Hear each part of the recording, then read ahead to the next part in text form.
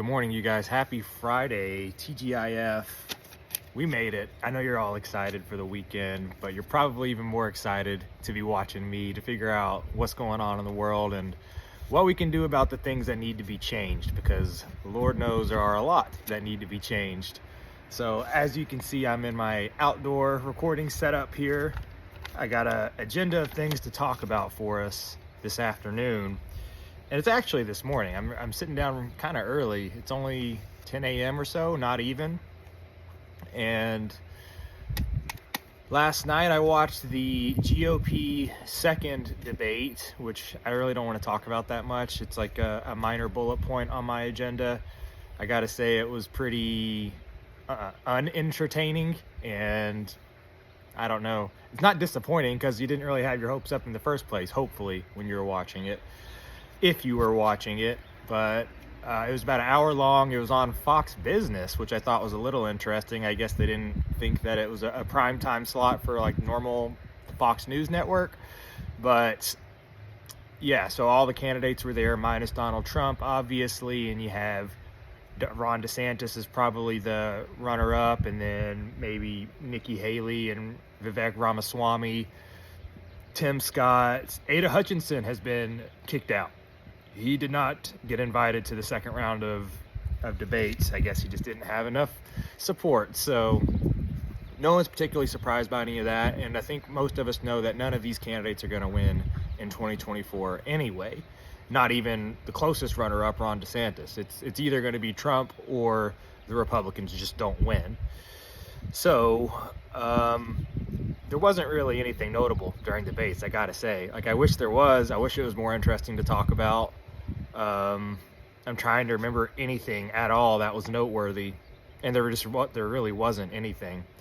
Vivek got pretty much destroyed. He had a much better showing the previous debate. Even in the previous debate, he continued to get interrupted and not speak up for himself, and he got kind of pushed into corners and didn't do a good job of pushing back.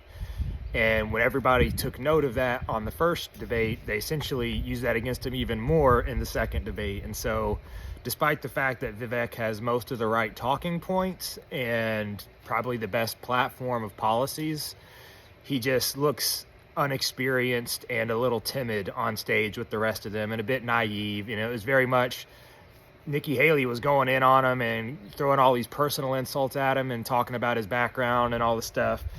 And he was like, well, we shouldn't call each other names and we should just be respectful of each other. And look, in an ideal world, that is true. Everybody would sit up there like statesmen, meaning there shouldn't even be stateswomen up there, but like they would be statesmen and discussing things civilly, and they wouldn't be making these corny jokes and whatnot like Donald Duck. But Chris Christie, if you didn't see, mentioned some kind of, I guess this is a joke, to call Donald Trump Donald Duck. I think he said something like how Donald Trump was obviously not in attendance and that he's ducking these debates, and therefore he's going to start calling him Donald Duck. Hardy har har. Very funny. This is big league humor here. Conservative humor. But we know Chris Christie's not going to win. The only reason he was there was so that they could have a national plug for smearing Donald Trump. That's all it's about. Like, Chris Christie is not going to be nominated as the presidential candidate for the Republican Party. It's just never going to happen. So that was the debates. Very, very difficult to watch, but I did watch it with Nick Fuentes' commentary, at least, and that was amusing, but also predictable because he was predictably disappointed, because these people are predictably disappointing people. So that was the GOP debates. I think we'll just leave that and move on to the next topic. Let's see. The one that really got me bothered yesterday, I posted it on my Instagram. You guys saw it. I posted this screenshot of an article from Bloomberg. So this is a headline news source. This is not some random blog on the internet. From Bloomberg, saying that is a study done on all of the equal employment opportunities data For the year of 2021, which is the year after all of the Black Lives Matter riots, and it showed that it looked at the total number of employees hired for the 88 of the 100 S&P 100 companies, which, if you don't know, if you're not familiar with the stock market, that is the 100 largest market cap companies in America.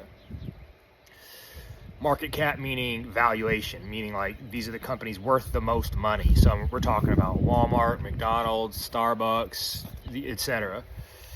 Microsoft, Amazon, Meta, all of these companies. And so it looked at everybody that those companies hired in the year of 2021. And the total number of employees hired was something like 330,000 employees. It's a big number, right? Well, it turns out when they go and do the by race study of these 330,000 some odd new hires, 94% of them were not white. Now, if you know anything about census data and the actual population of America and the fact that America is currently 62% white, if we're just talking about what people claim to want, which is equality, which is equal representation according to our proportionate role in society, well, if 62% of people in society are white, then theoretically we should see 62% of people being hired as white. That would be equality. Yet we saw 6%, 1/10 as many people as you should see if you're just talking about equality. And I thought equality was the goal. I thought that was the gold standard. But so to point out the fact that this is obviously open, actual systemic racism. And what systemic racism means, people love to use that term without knowing what it means. What it means is there is a structured, methodical choice being made to discriminate against a certain race. And so in this case, when you're having 330,000 different applicants for jobs, and only 6% of the ones accepted are white, despite the fact that just based on the general demographic of the country, we would expect that 62% of the applicants were white, there's no way that this is a natural outcome. And it doesn't even claim to be a natural outcome. In fact, all of these companies, in the aftermath of the George Floyd riots, made public pledges on CNBC and CNN and writing to the New York Times and whoever else, doing their own public statements during their quarterly calls and whatnot, saying, hey, in 2021, we are going to be very diligent about hiring underserved communities, or whatever buzzword they're calling not white people. Because it's very important that you guys know, every time to talk about underprivileged communities, underrepresented communities, BIPOC, all of these things are synonymous for people who are not white. There's not a single one of these things or categories of people that include white people. Okay? So when you say, I want to hire more underrepresented groups, or I want to hire more BIPOC individuals, you're talking about openly saying, I want to hire more people who are not white, which I thought was racism, to make hiring decisions purely based on skin color.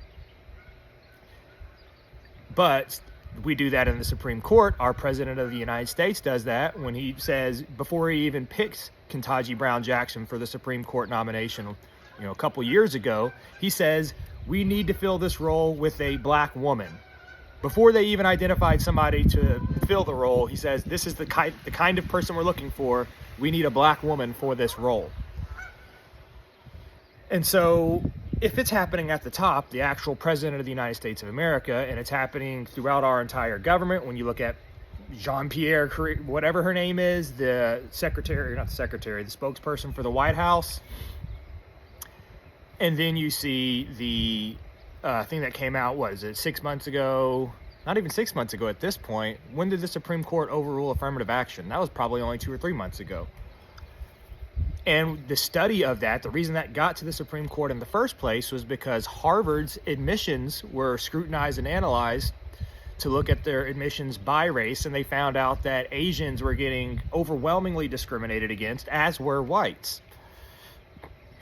And so if this is happening at the Ivy League academia sector, simultaneously to it happening in the most capitalized companies in America, the companies worth the most money, who have the most money, and it's happening in our government from the literal top down, from the president down. Where else do you need to see this open anti-white behavior to be openly broadcasted and promoted and celebrated before you as a white person wake up and start to say, I think some of this stuff might actually be stacked against me at this point?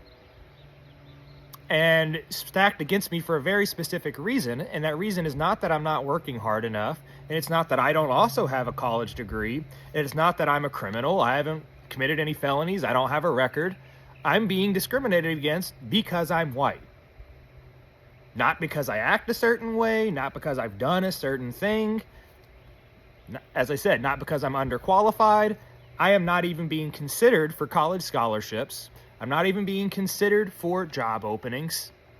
I'm not being considered for governmental positions because of these affirmative action policies and because of these hiring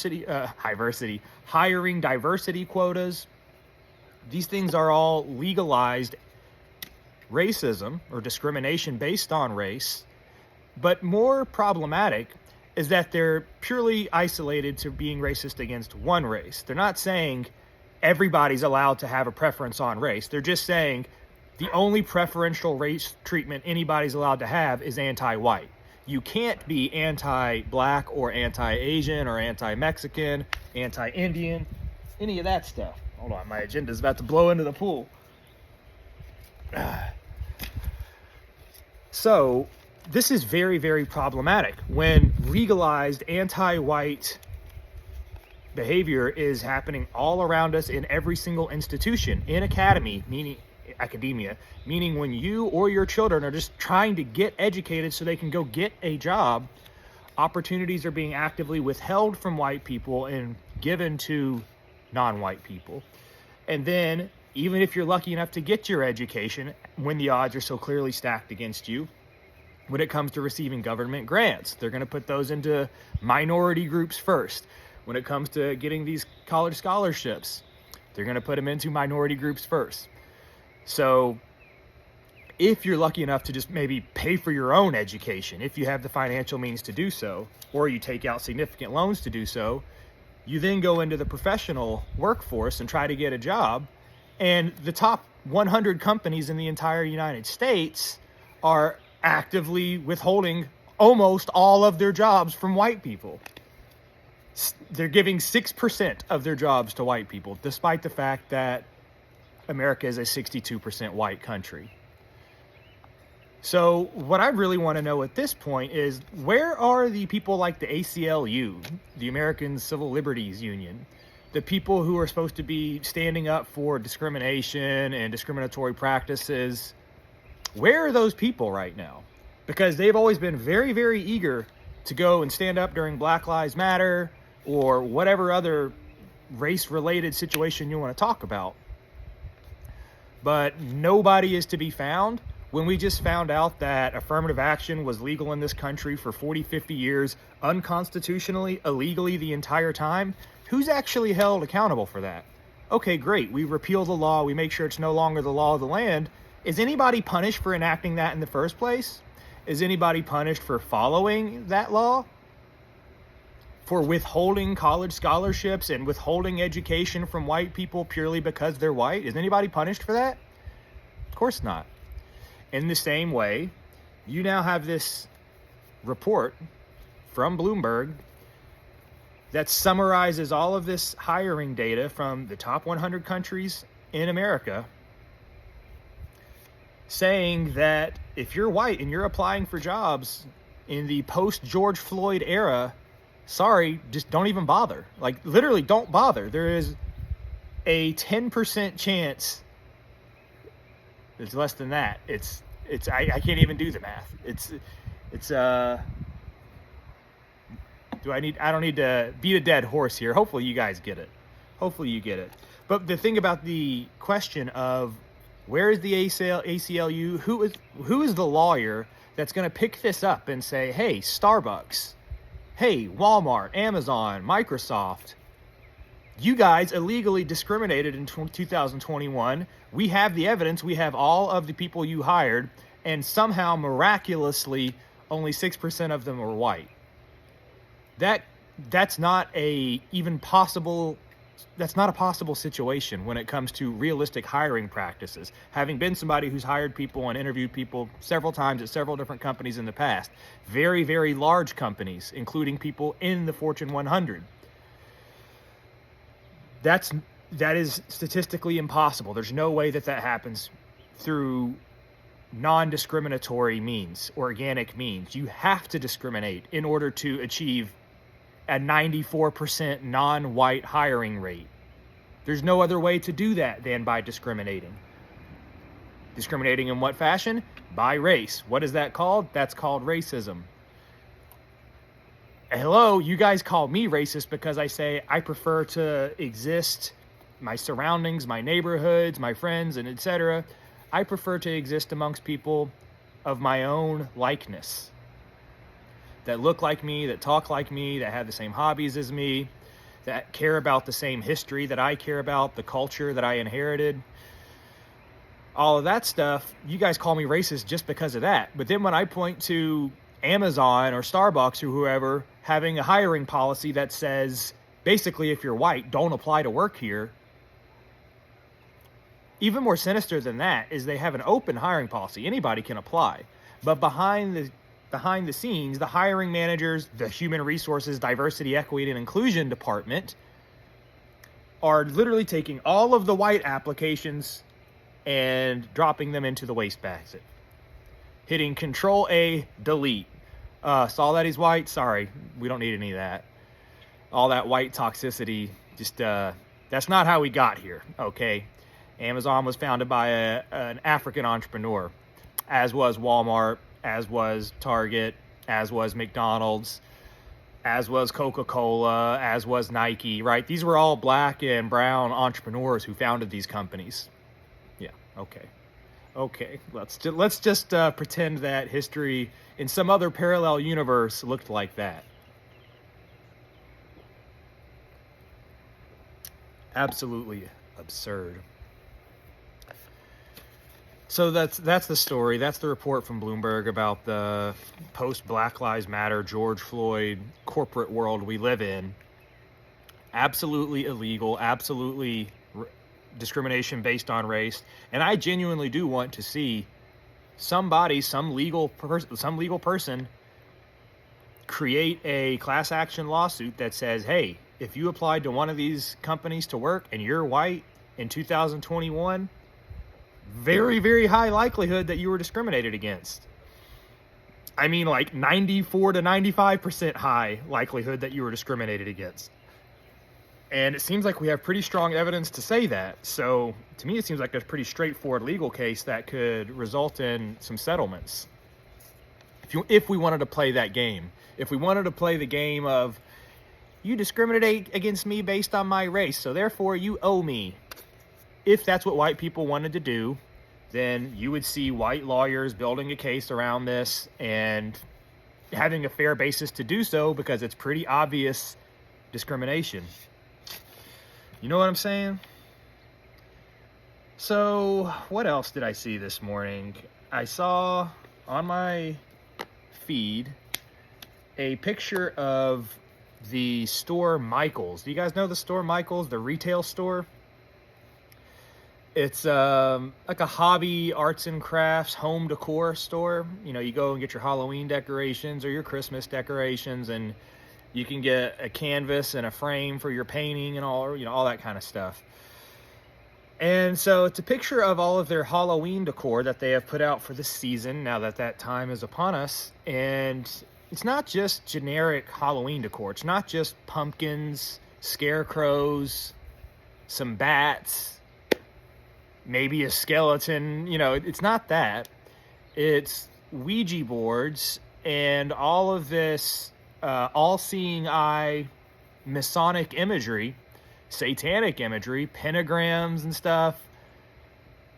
And this is at Michael's. This is at let's be honest, a Karen shopping, a Target shopper kind of place. So why do we want this satanic merchandise on the shelves in our society at all? Much less in the place where white Christian European culture really should feel most comfortable. I mean, this place is supposed to be dedicated to the homemakers, to the people who are cozying up the home for their husband and their children, to make it warm and inviting and nice. And instead, they're selling pillows with the all-seeing eye on it, and pentagrams, and stuff with horns, and, like I said, Ouija boards to communicate with spirits and demons. And this is at Michael's. I mean, this...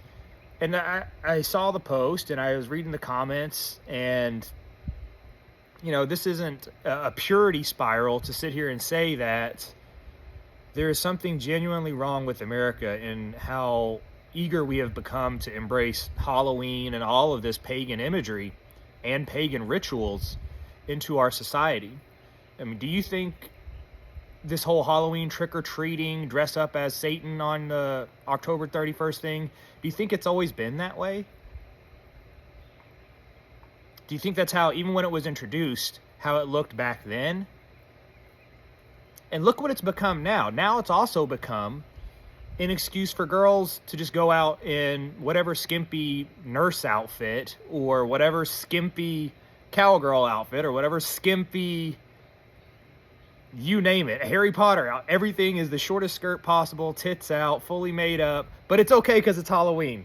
It's okay, everybody, calm down. I can go out looking like a slut and go to a party and get wasted, have some guy feel me up, and then be mad at him the next day and say that he raped me. I can do all that because it's Halloween, okay? Don't judge me. Okay. Really, like, these problems we invite on ourselves, and we invite these things as non-Christian activity into our lives. And it's crazy because, don't get me wrong, I used to be a huge horror movie fan. I used to say Halloween was my favorite holiday because it was.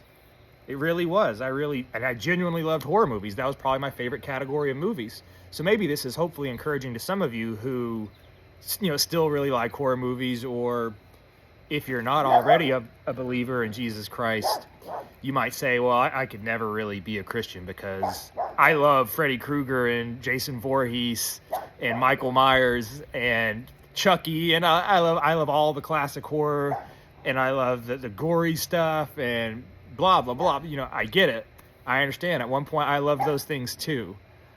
But when Jesus reaches you, don't get me wrong, many times you have to make the invitation first. I made the invitation first. But then he responded, is the big thing. I didn't know that he was going to respond. I made a inquisition out of faith and a petition and a plea and prayer to Jesus. And he immediately answered, and he immediately illuminated the Holy Spirit in me. And I understand that that doesn't work that way for a lot of other people. I actually observed a miracle in immediate response to my prayer. And so my testimony is a little different. A lot of people grow up in the church, and then they get involved with maybe the wrong crowd of people who aren't Christian, so they get pulled out of the church, and then they just never go back. And that's kind of what I've seen a lot of, including many people in my life who I've been very, very close to in different ways, whether that's coworkers or people I went to school with, family members. Lots of people who were previously Christian who became secularized over time, that's just the true story of all of America. That's what we've seen. I mean, it used to be 9 out of 10 people were on Sunday, they were in church, and it was just default. That's how it works. And now that number is less than half, probably. I used to know the number offhand. It's like between 50 or 60% purport to go to church every Sunday. I'm not sure that they do, but they at least say they do. And people who are not Christian wouldn't even say that they do. So that gives you an idea of at least how many people consider themselves Christian. It's not to say that they're actually following Jesus Christ. It kills me because I have people very close to me who purport to be Christian and say things like, well, I do believe that there's multiple ways to understand and find God. Like, actually, there's not. Not according to Jesus himself. I am the way, I am the truth, I am the life. Nobody comes to the Father except through me. John 14:6. Does that ring a bell? Does that sound a little exclusionary to every other possible way of discovering God and having a relationship with him? Yes, it does sound very divisive. That's because Jesus came to divide everybody into people who were going to follow him and people who refused to follow him. And that's the separation of the light and the dark, and the people who are going to go one way versus the other way come Judgment Day. Oh, let's take a look at the little man. I guess you can't see it. There's a beautiful line of ducks swimming across here, and little man's hanging out watching him. There he is. See him? He's a little right there. He's a little blurry with the new camera setup. But isn't this nice? I love this new iPhone. I got the bokeh effect going. Very nice. We good? Okay. It's on a tripod. I don't want the whole thing to fall over. So anyways, this Michaels thing, okay? Like, you go in, you're there to get some like glitter glue. And suddenly, you're there with your 7-year-old daughter, or your little son or whatever, and they see a Ouija board, and they're like, Mom, what is that? That's used for summoning spirits and trying to communicate with demons and dead people. That's the actual answer. So remind me again why any Christian would want that in a public store, especially a mainstream store. I don't think any Christian would want that. And this really ties into the subject of the whole separation of religion and government. Because if you're a Christian, you would say, I don't think we should have that stuff for sale. It doesn't help society. Now, don't get me wrong. If somebody is privately in their house creating Ouija boards and in there talking to demons and etching them themselves or 3D printing them themselves, and they're secretly inviting people to their house and trading money or other goods in exchange for Ouija boards, we'll never be able to stop that. We'll never be able to stop witchcraft from taking place behind the scenes. That's always been happening. We'll never be able to stop Satanism, witchcraft, paganism, all these things. But we can absolutely, at a governmental level, say we do not encourage or promote this activity. We can absolutely do that. And this is actually a subject that's going to be in my fully produced documentary series about the Christian life and character of the civil institutions of the United States, in that it used to be the government's role to make sure society maintained a Christian morality. And people say, no, that's not true. America never had a Christian government. America's always had religious freedom and all. I'm sorry, but you're wrong. Not according to the receipts, not according to the National Archive, not according to the individual colonies' state constitutions during the Revolution. And I have all the receipts to prove this. It's going to be great. You guys are really going to love hearing just how Christian our government used to be. I mean, it was explicit. It was very much, if you're going to hold a role in government, you have to be Christian. There's no exceptions. You can't be any other religion. You can't be atheist or agnostic, pagan, whatever. You have to be a Christian in order to hold a role in government. That was in the state constitution of most of the initial 13 colonies. So, not to make a complete tangent on that subject, this future coming documentary series that I'm working on, you'll see that, I say soon, it kind of depends on how much production I want to put into it. I mean, it takes 2 hours to read one chapter, including notes, including highlighting everything, and then typing my own notes that will be the script that I'll use to present for the video. Is another couple hours, and you haven't even started recording or editing and everything, and that's one chapter, and there's like 50 chapters in this book. So what I'm saying is I'm like 5% done with this project. So when I say coming soon, you're gonna need to afford me some grace, because soon is very much with an asterisk. But that's why I kind of want to do it as a series and not one big drop of an hour and a half long documentary, because I'll be able to deliver this piecemeal. And we can look at it in different sections, which is what I plan to do. I mean, it starts out in I said I was going to move on from this subject, but because I really want to emphasize the Michael situation. Because what I want to say is, what's next? Where is this going? Because it wasn't previously like this. It wasn't previously that you can go to a mainstream arts and crafts store and see a bunch of satanic, pagan, ritual paraphernalia. That wasn't the norm. And so we've progressed or regressed to that point. Well, if you keep going in that direction, what's next? Well, likely you're going to see that same kind of merchandise in Target. Why not? And then you'll start seeing it in Walmart, and it's literally in the entire retail sector of the world at that point, of the American world, where you can't go to Walmart, you can't go to get groceries without seeing demonic Satan summoning ritual tools. So that's where we're headed if people don't call this stuff out now. And that's the post that I saw was some witch complaining about how people had a problem with all this stuff showing up at Michael's and how it's a really bad look for them. And of course she's a witch, so she's like, America is just so sensitive. America is about religious freedom. America says that you should be able to practice whatever religion you want, blah, blah, blah, blah, blah, blah, blah. And all of that is related to the subject I was just speaking on about. That's actually not true. America has been a Christian country explicitly outlined in its own legal doctrine since its inception, and even before it had the written legal doctrine. When you look at the individuals who were occupying the roles of government, the Puritans and the Pilgrims, these people were the most devout Christians you have ever seen. I mean, you guys are the ones who like to frequently remind us about how America used to burn witches. So which is it? Did America used to burn witches, or did America not really used to be a Christian country? I'm pretty sure you were right about the burning witches thing. That was fully a real historic event. And whether or not the people they burned were witches or not, I don't have a time machine. I can't tell you that. But the point is that very, very clearly America was a Christian country, and aggressively so, authoritatively so, to the point of giving people the death penalty if they thought that you were working on behalf of Satan. So that's how far we have fallen. We went from burning witches to taking all of the stuff that witches use to do their demonic activity and selling it at Michael's. I mean,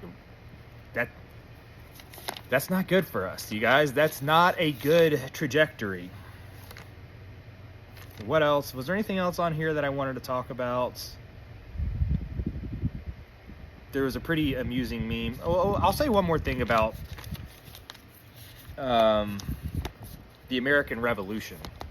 And this comes from just a little passing sentence that I heard Nick reference on an interview he did with Keith Woods like 6 months ago at this point, back in March. And they were talking about what it's going to take for the DNA of America to wake up.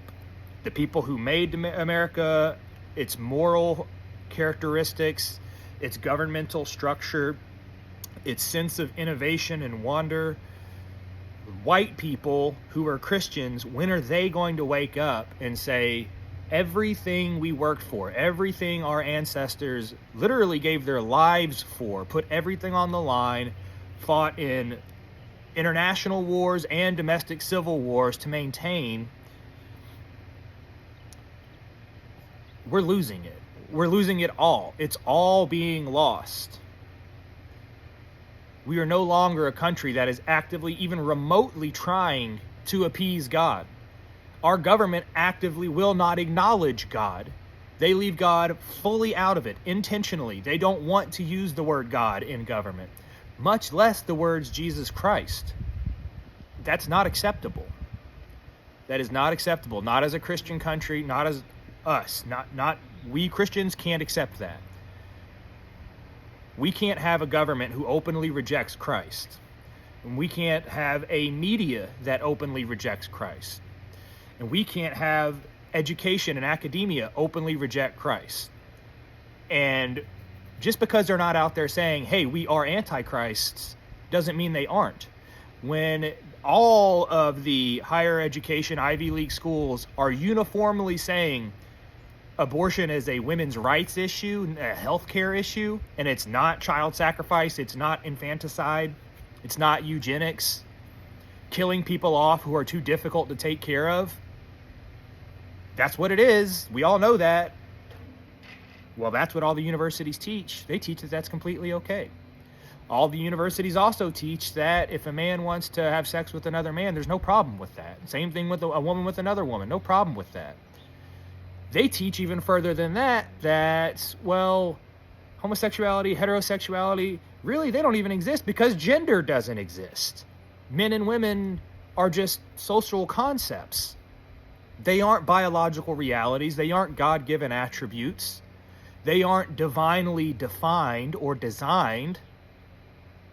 They're just these kooky ideas that people sitting around a fire someday said, hey, all you with those things hanging off your chest, let's call you women. These higher universities and our government are currently saying that men can get pregnant and breastfeed. And so this is what I mean. We tried to play the game of separation in church and state. We tried that. We tried to say, okay, you know what? Even though the original concept of separation of church and state, which by the way is not in the U.S. Constitution, the U.S. Constitution simply says our government will not declare an official state religion and will not enforce any religion. All religious practices have to be voluntary, and no religious practices will be penalized.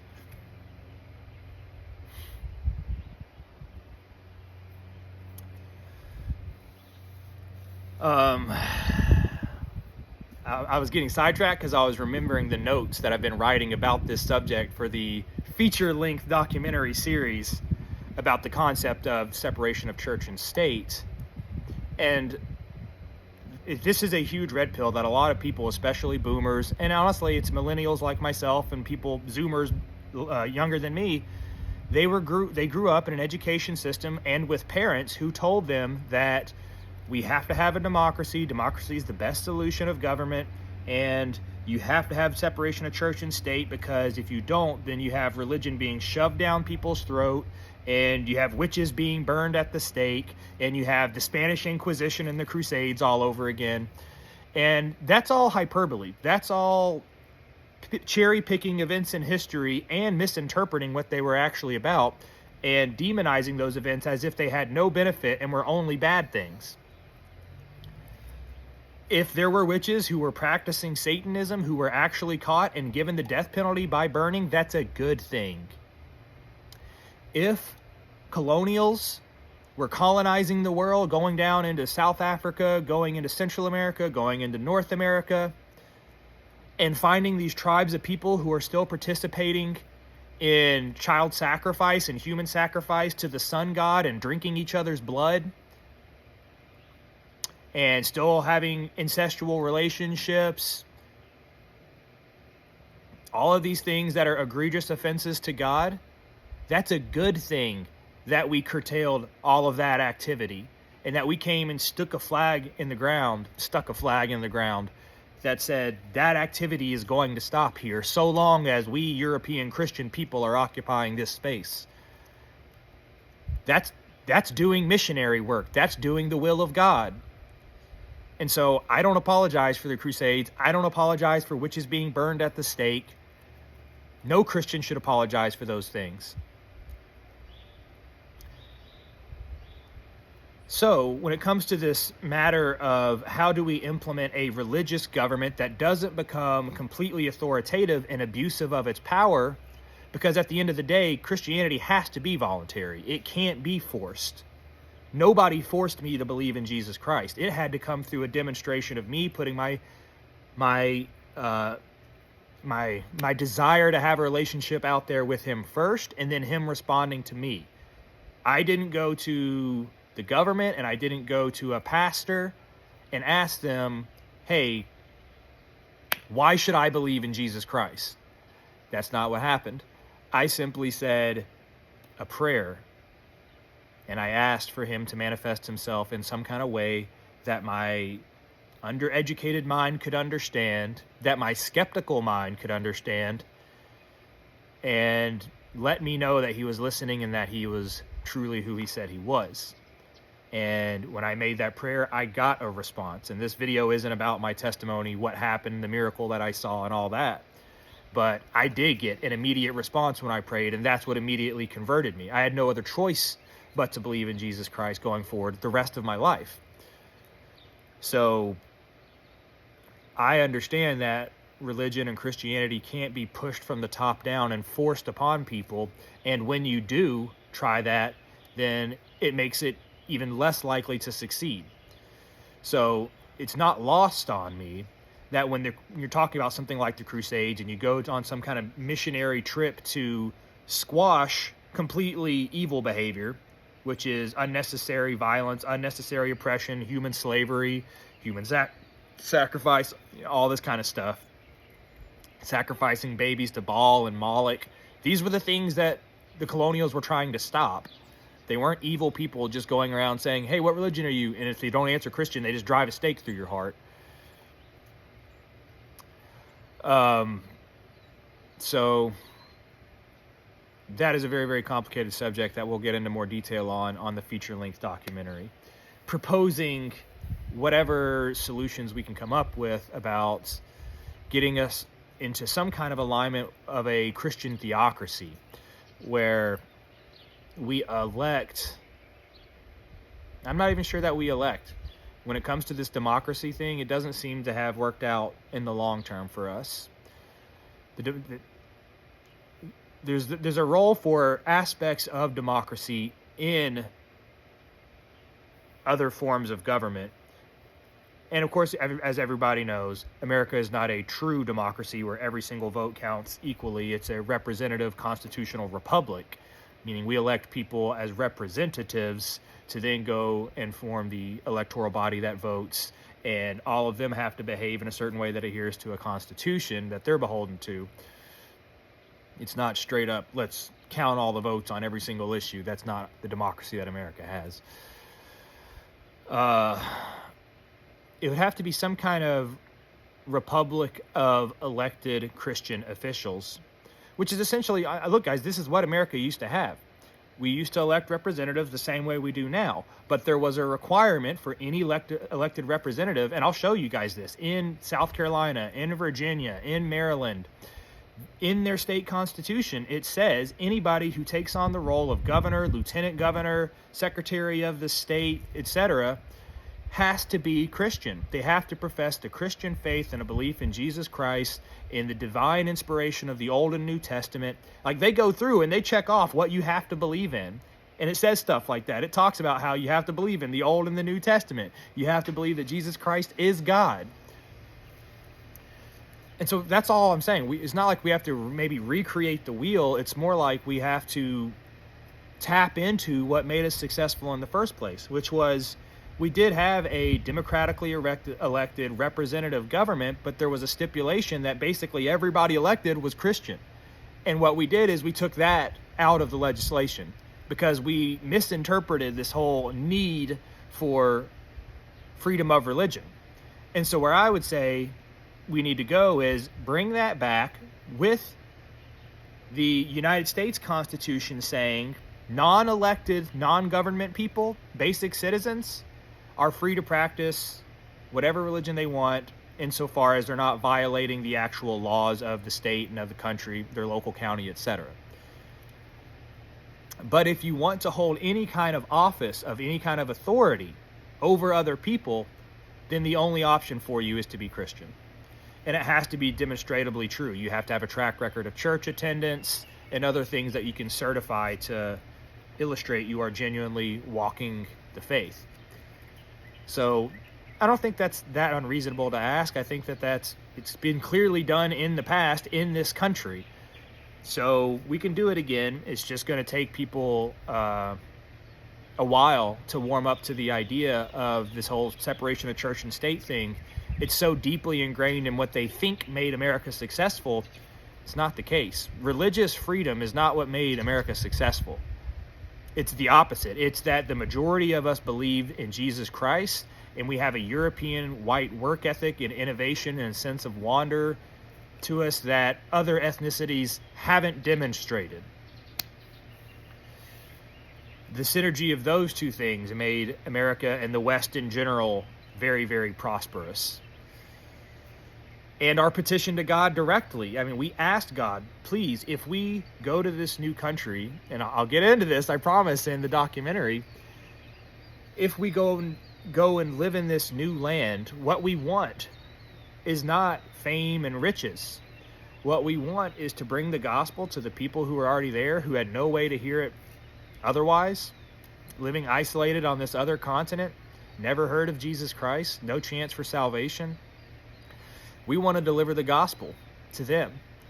And we want our country to represent everything that is possibility of the human experience when it is devoted to God. There's a difference between what does the human experience look like when you're devoted to science versus what does the human experience look like when you're devoted purely to individualism, which is like libertarianism.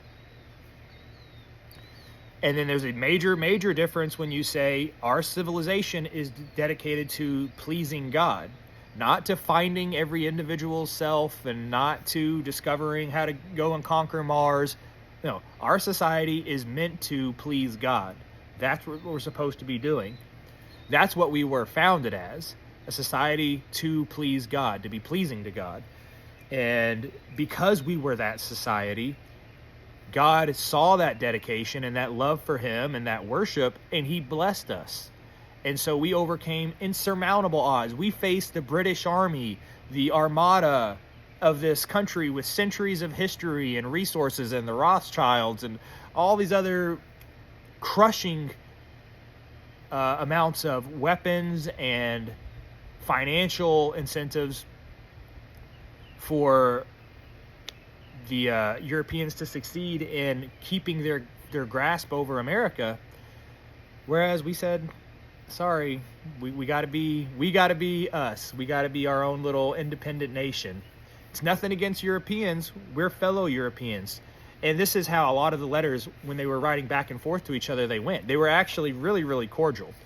They were saying, like, we think this entire war is not necessary. It's a brother war. We have an extreme admiration and respect for the history of all of Europe. And if it wasn't for the success of Europe and the Reformation and obviously Protestantism coming out of Europe, that this whole American experiment would have never even taken off.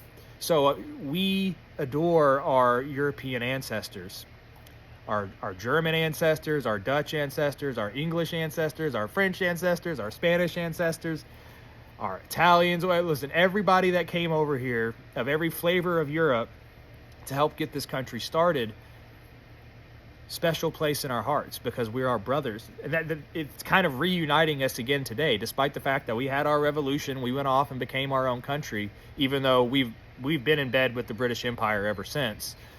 But still, we are separate to a degree. The United Nations is kind of this weird, well, we won't get sidetracked into the United Nations, okay? But just know that we're not quite as separate as the perception may be. The British Empire and America being an evolution of it or an offshoot of it, like those things are true, but we are still very much intertwined in our financial network and our cultural network. We're still very much the same family. And now that we're seeing all of these majority white European countries being openly attacked through demographic change, demographic erosion, with immigrant refugee crises, with this manufacturing of political color revolutions in all these various countries that drive immigration across the border into the European countries. It's not just an America problem, and it's not just a France problem, and it's not just everybody else I listed before. I don't want to go through the whole list again. So I think that's going to do it, you guys. It's starting to get a little bit nicer out here. It's a pretty mild day. Summer is winding down, you can tell. Look at little man over here. Chilling by the pool. There you go. As for me, I got to decide if I want to do a gym trip today. I actually don't go to the gym every day anymore. I go like every other day. Once you hit your natural max, I've been at this for 10 years, so it's like I don't have any more muscle to accrue. And so the amount of work required per week to accrue muscle, meaning gain new muscle, is different than the amount of work required to sustain the amount of muscle you have. And it's about half as much. You need about half as much work just to keep whatever muscle you have so it doesn't atrophy. But you have to work twice as hard. You have to have like twice as many gym trips. If you're still in that first 4 or 5 year phase of trying to build new muscle, it actually does benefit you to try to hit every muscle group twice a week, which means training up to 6 days a week, which is what I did. And I actually did that. Sorry for the microphone. And I actually did that for like the first 7 years. 6 or 7 years. I was in the gym a lot of times 7 days a week. I used to actually log it every day, what gym routine I did and all that. And I would always be really proud of myself because I would keep a streak going. And the streak would be like 45 consecutive days of going to the gym, which that's overkill. You don't need to go literally every single day for strings of weeks or months on end, because you need to have sufficient recovery time. Now, I knew that back then, and every single time I would go to the gym wasn't a weightlifting session.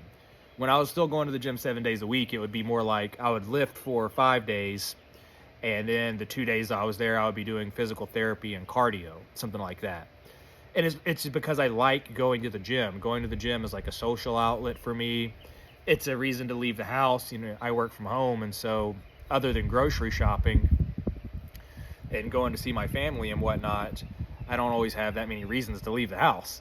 And so having a daily adventure out of the house is important for me, just to keep my extroverted aspects sharp. Naturally an introvert, but I still have to be extroverted for professional reasons and whatnot, so I have to keep those abilities on point. So anyways, guys, I hope you have a good Friday. We're going into the weekend. I'm sure it's going to be a fun one. Don't go to Michael's. How about that? Don't go to Michael's. You don't need any of that all-seeing eye, pyramid, pentagram, pillows and candles and all that. You don't need any of that. You don't need a Ouija board. You just need to read the Bible. And the only prayers you need to make are to Jesus Christ. That's it. That's all I got for you guys today. I will see you again soon.